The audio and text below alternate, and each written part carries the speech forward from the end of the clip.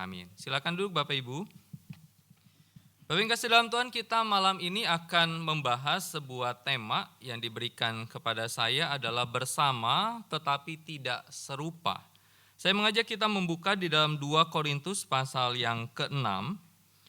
2 Korintus pasal yang ke-6 ayat yang ke-11 sampai dengan ayat yang ke-18. 2 Korintus pasal yang ke-6 ayat yang ke-11 sampai dengan ayat yang ke-18. Kalau sudah menemukan, kita akan baca secara bergantian. Saya akan baca ayat yang ganjil, silakan Bapak Ibu membaca ayat yang genap. Demikianlah firman Tuhan. Jangan ada lagi noda kedurhakaan. Hai orang Korintus, kami telah berbicara terus terang kepada kamu, hati kami terbuka lebar-lebar bagi kamu.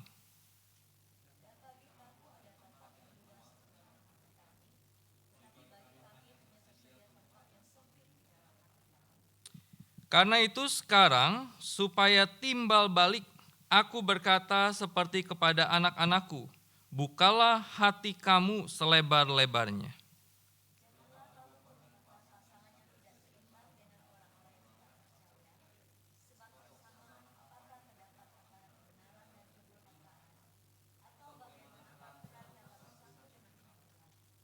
Persamaan apa yang terdapat antara Kristus dan Belial? Apa bagian bersama orang percaya dengan orang tidak percaya?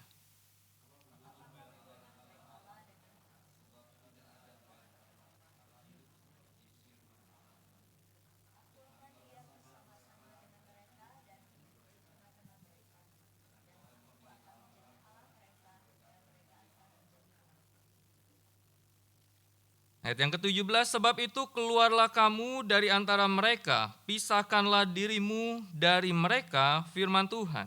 Janganlah menyentuh apa yang najis dan aku akan menerima kamu.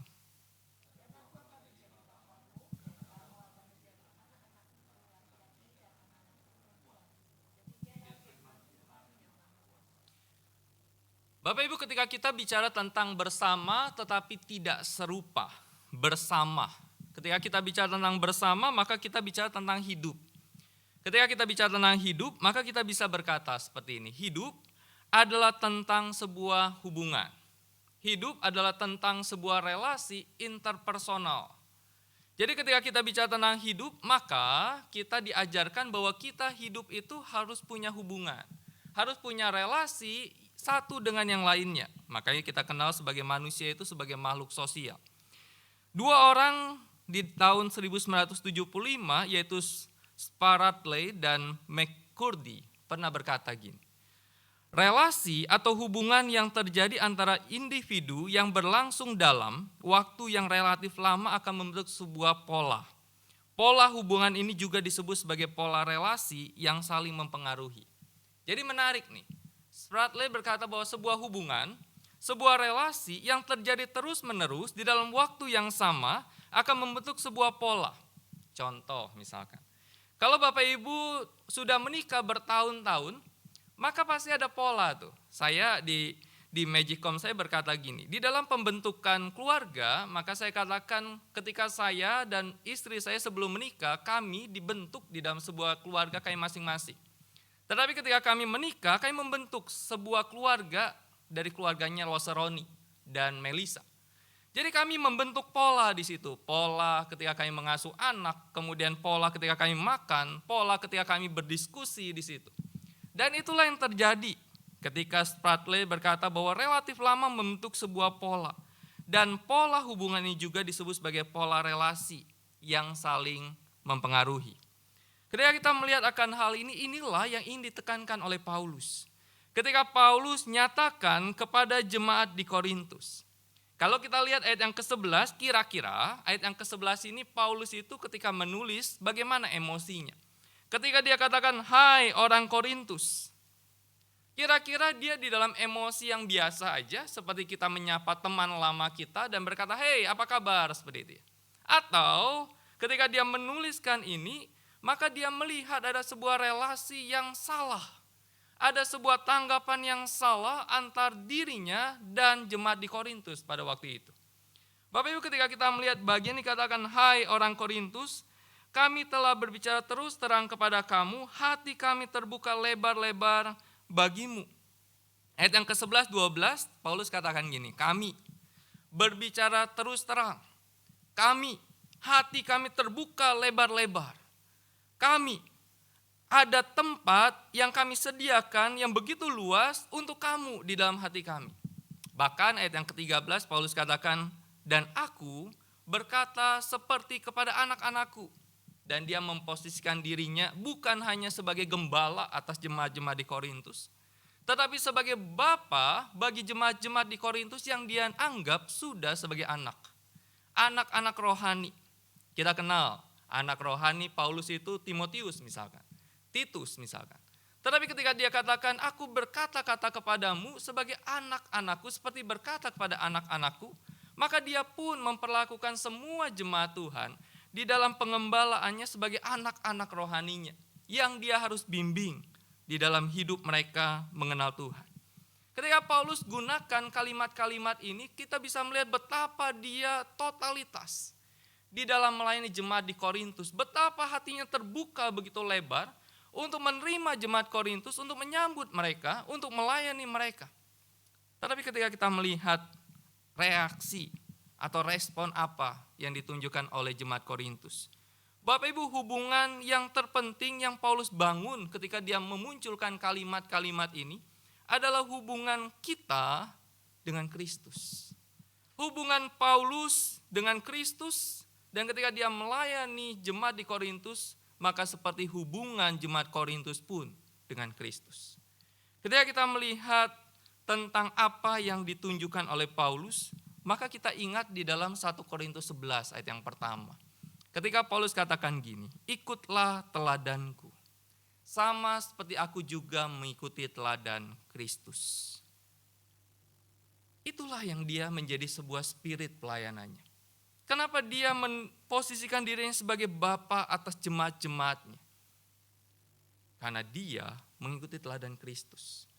Kenapa dia bisa berkata ikut teladanku? Karena dia belajar terus mengikuti akan teladan Kristus. Tetapi ketika kita lihat ayat yang ke-12b, bagaimana respon dari jemaat Korintus? Dikatakan di sana Paulus berkata seperti ini, bagi kami hanya tersedia tempat yang sempit di dalam hati kamu. Ayat yang ke-13b dikatakan, bukalah hati kamu selebar-lebarnya. Bapak Ibu, ironis kan ya? Ketika kita pikirkan apa yang dituliskan oleh Paulus ini, Paulus di dalam kondisi yang ironis. Satu sisi dia begitu berjuang, berkorban, membuka hatinya, membuka dirinya, dan menyerahkan dirinya untuk melayani jemaat Korintus. Tetapi sisi lain, reaksi jemaat Korintus dikatakan di sana, hati mereka yang mereka siapkan untuk Paulus begitu sempit, begitu kecil, bahkan bisa jadi hampir tertutup. Ketika Paulus gunakan kata sempit di sini, dia gunakan kata stenochoreo. Nah, stenochoreo itu punya arti gini, berada di tempat sempit, terhimpit, terkekang oleh sempitnya situasi, tidak ada kebebasan menjadi diri sendiri. Jadi ketika dia gunakan kata bahwa posisi mereka di hati jemaat Korintus, stenochoreo, maka tidak ada tempat yang begitu lebar, bahkan tempat yang cukup untuk mereka taruh cinta mereka kepada Paulus, kasih mereka kepada Paulus. Begitu sempit, begitu terhimpit, bahkan mungkin tidak ada tempat untuk Paulus. Bapak Ibu, kalau kita punya sebuah relasi dan relasi itu membuat kita berkorban banyak hal, tetapi orang yang kita punya relasi itu tidak ada tempat stenochoreo, itu ironis. Dan itulah yang terjadi pada Paulus. Jumlah yang terbatas. Mereka begitu terikat, diikat, dipenjarakan dalam batas-batas yang sempit kehidupan egois mereka. Dan mereka tidak bisa merasakan Paulus itu orang yang luar biasa untuk mereka. Di dalam kekristenan, Seringkali kita juga menghadapi orang-orang Kristen seperti ini. Kehidupan mereka begitu dingin, bahkan seringkali kesepian. Mereka bosan, mereka merasa hidup tidak layak untuk dijalani. Bukan berarti mereka tidak dicintai, bukan berarti mereka tidak dipedulikan, bukan berarti mereka tidak dilayani oleh gereja misalkan. Tetapi ada orang-orang, bahkan sebaliknya ada orang-orang yang mengulurkan tangan pada mereka dan mencoba untuk menyentuh mereka dan membantu mereka. Namun mereka tidak memberikan tanggapan itu. Dan kemudian mereka katakan gereja tidak memperhatikan mereka. Padahal merekalah yang tidak punya hati, tidak membuka diri untuk memperhatikan, untuk diperhatikan oleh gereja. Ketika kita melihat akan hal ini, itulah gambaran Paulus.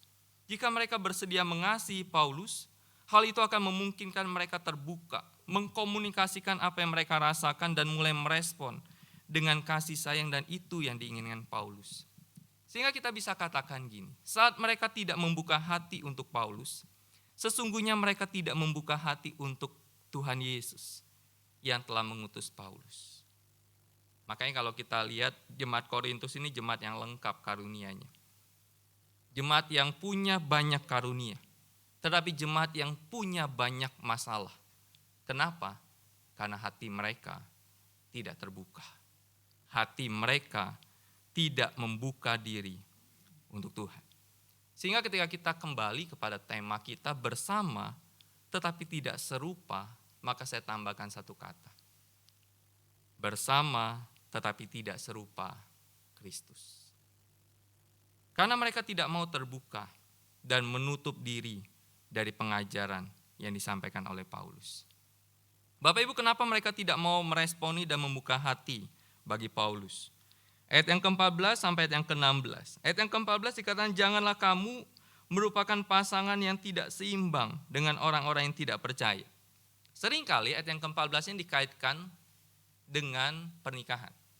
Makanya dikatakan seringkali ayat ini gunakan untuk berkata bahwa jangan cari pasangan yang tidak seiman. Apakah hanya sebatas itu?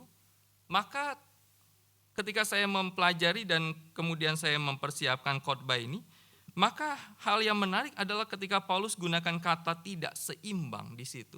Maka Paulus ingin menunjuk kepada gambaran sebuah kuk. Bapak Ibu tahukah kuk ya? Kalau di dalam dunia persawahan atau perbajakan, kuk itu adalah sebuah batang kayu yang akan menaruh 2 ekor lembu yang sama-sama akan berjalan. 2 ekor sapi bisa lah, 2 ekor lembu bisa. Tetapi ketika Paulus gunakan kata tidak seimbang, maka di dalam Israel itu ada sebuah kebiasaan di mana kuk itu ditaruh di seekor lembu, tetapi satu lagi ditaruh di seekor keledai. Bapak Ibu, kita tahu lembu dan keledai ini 2 karakteristik hewan yang berbeda. Lembu itu pelan jalannya, dia punya tenaga yang kuat. Tetapi keledai itu begitu cepat. Keledai begitu sulit untuk dikendalikan. Dan dia tidak sekuat lembu. Ketika 2 binatang ini atau hewan ini disandingkan di dalam sebuah kuk, maka seorang pembajak akan mengalami kesulitan luar biasa untuk melakukan pekerjaan membajaknya.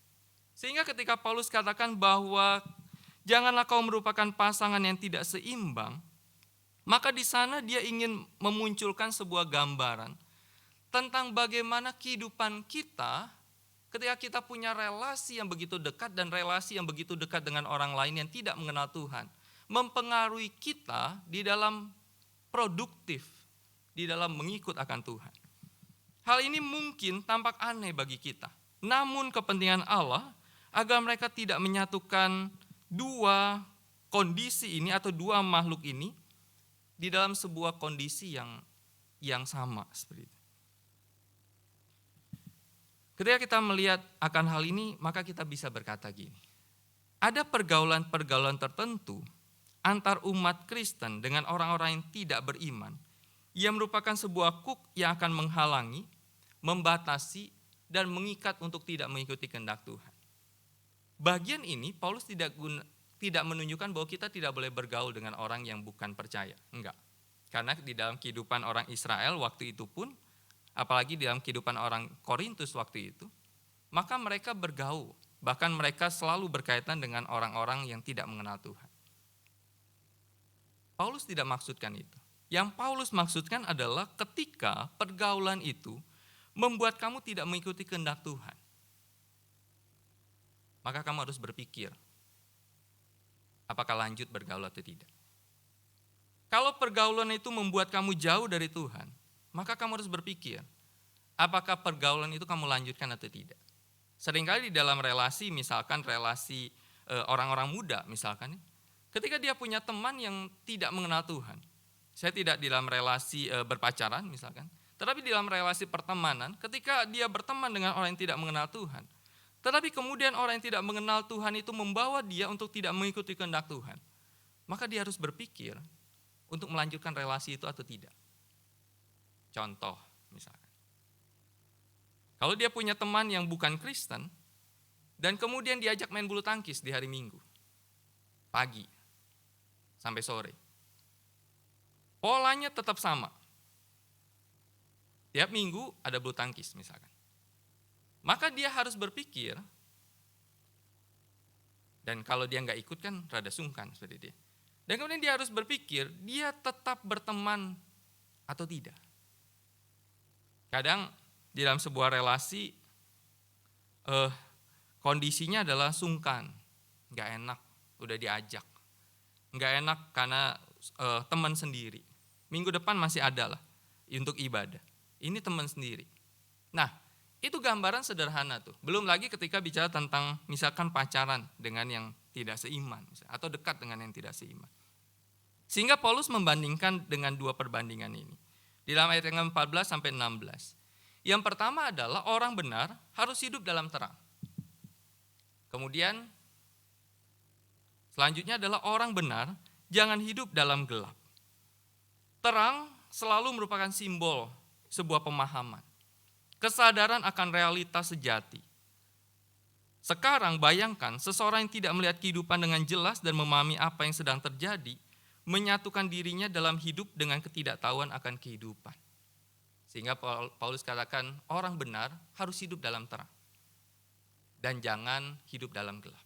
Kemudian yang kedua, orang benar harus berelasi dengan Kristus. Sisi lainnya adalah orang benar jangan berelasi dengan Bilial. Nah, Bilial Paulus gunakan untuk menunjuk kepada si jahat atau setan itu. Bilial adalah nama lain dari setan untuk menunjuk pada sesuatu yang tidak berharga. Apa yang dia lakukan selalu tidak ada gunanya. Dia tidak pernah memiliki nilai yang bertahan lama, hilang dalam sekejap. Sehingga Paulus katakan, kalau hidupmu adalah orang benar, maka kamu harus berelasi dengan Tuhan, bukan kepada sesuatu yang tidak berharga dan bertahan lama itu. Kemudian yang ketiga, orang benar harus menyadari dirinya adalah bait Allah.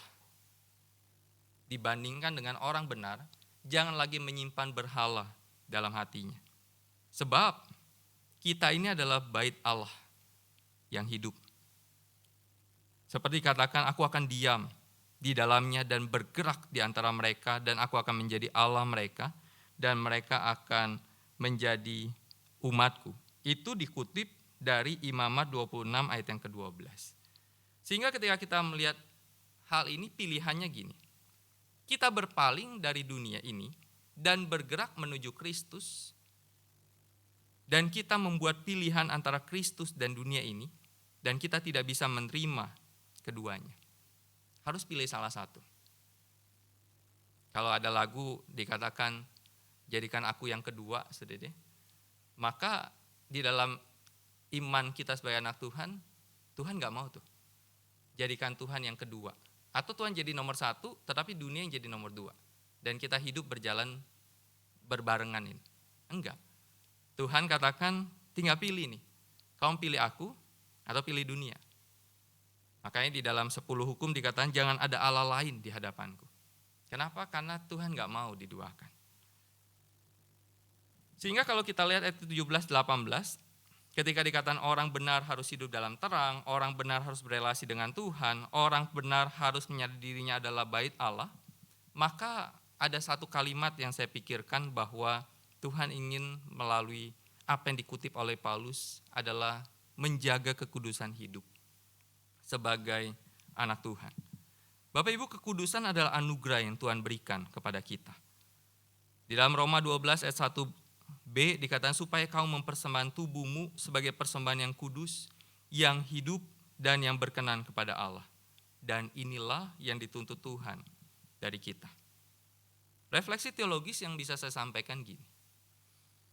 Dalam perjalanan hidup kita di tengah dunia yang berdosa, maka kita dipanggil untuk berpaling dari dosa dan datang kepada Tuhan dalam segala hal yang kita lakukan untuk kemuliaan nama Tuhan. Bapak Ibu, kita tidak bisa memungkiri bahwa kita punya relasi dengan orang lain. Tetapi yang bisa kita bentengi adalah ketika relasi itu membuat kita jauh dari Tuhan, membuat kita berdosa di hadapan Tuhan. Maka sesungguhnya relasi itu kita harus pikir ulang. Apakah itu kita lanjutkan atau tidak. Kalau relasi itu membuat kita semakin mencintai Tuhan atau membuat kita semakin tidak mencintai Tuhan, maka kita perlu berpikir. Makanya saya selalu mengajarkan kepada anak-anak remaja saya, jadi orang Kristen itu harus berpikir. Harus berpikir. Berpikir banyak hal, harus dipikirkan. Saya mengajarkan pada anak saya bahwa jadi seseorang itu harus mikir, saya bilang. Mikir konsekuensi apa yang terjadi. Ketika melakukan sesuatu, pikir dulu konsekuensi yang kira-kiranya apa. Itu buat kamu baik atau jelek.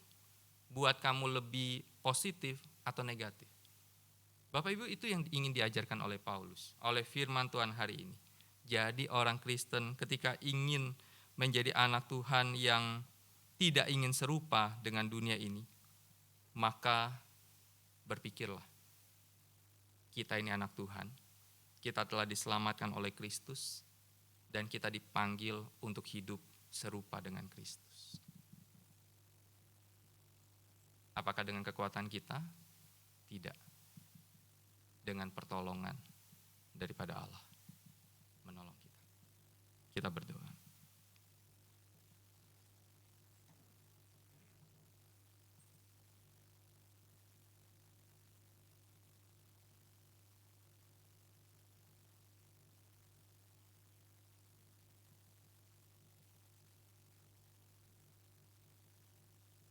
Tuhan, Kau tahu